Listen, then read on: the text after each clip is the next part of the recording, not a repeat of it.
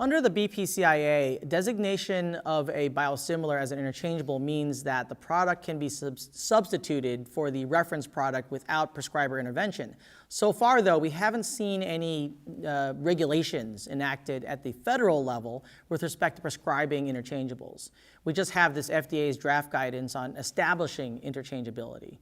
But at the state level, however, the majority of states have enacted some sort of legislation with regard to substitution of a reference product with a biosimilar.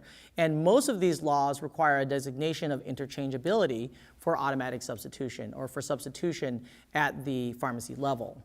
Now, about half of these have some type of specific patient notification that's provided when the biosimilar is given instead of the reference product. And there's also aspects of when you have to alert the physician that you're substituting the product.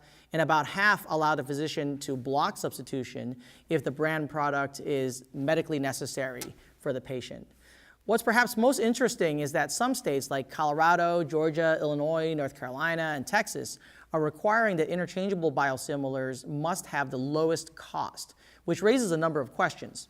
In the small molecule space, we saw that a lot of situations where the generic available, or the first generic that became available, was not the lowest net cost product. What I mean is that an innovator or branded product sometimes negotiates rebates or discounts on products that do not show up until later. So even though the health plan may be paying more for the branded product up front, they essentially spend less in the long run by getting some of that money back. And the first generics on the market, they really want to take advantage of that 180-day exclusivity with respect to other generics. So they usually don't significantly discount their product prices during that time period because they know that they're going to have a lot more competition after the exclusivity ends. So at least for that 6-month period, the brand may actually be lower cost, well, net at least, than the generic.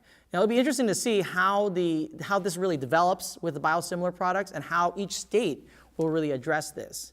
Now, one outlier that I think is interesting and might start to trend is Iowa. So Iowa has required substitution for Medicaid patients, but allows non-Medicaid patients the option of the reference product as prescribed. So most state Medicaid programs require substitution in the generic drug context. So we may see this mandatory automatic substitution for Medicaid recipients in more places for biosimilars as we see interchangeables come out.